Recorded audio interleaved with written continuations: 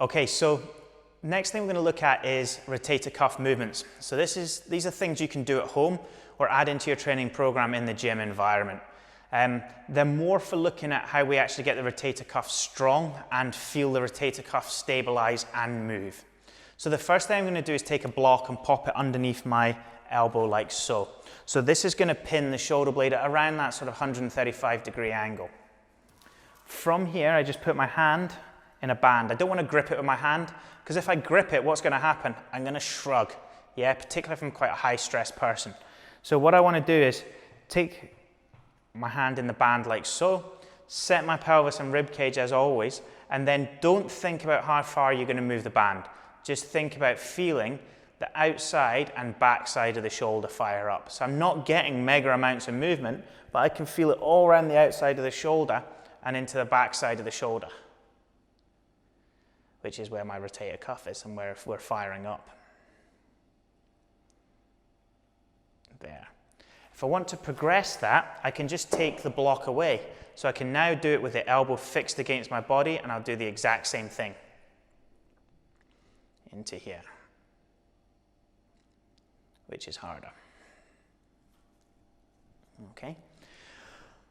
Another thing we can do is just be aware of the rotator cuff firing up, and a very, very simple drill is going to be actually going down into a quadruped. So I'm going to go down into a quadruped position here, and I'm actually just going to move right and left. And this is more awareness than strength, but it's going to make you aware of the outside of the shoulder here, and you can just feel you're pushing off it right and left, like so. Okay, that one's really good for when you've had someone post-surgery, just start to feel and propriocept muscles. So I've had a couple of people who have had rotator cuff surgery to have impingements actually released because physios and osteos couldn't do it, and it was at the point where they just needed a surgeon to go in and release the impingement through arthroscopy.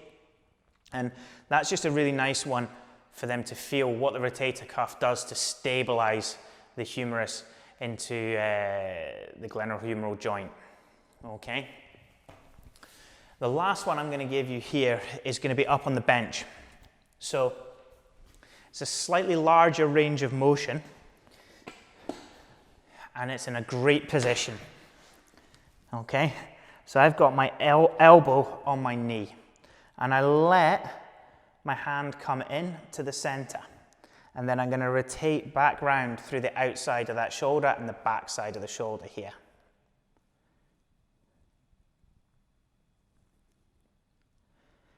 Common thing with this would be to shrug or to try and flick with the wrist, but you just want to keep that wrist totally straight the whole time.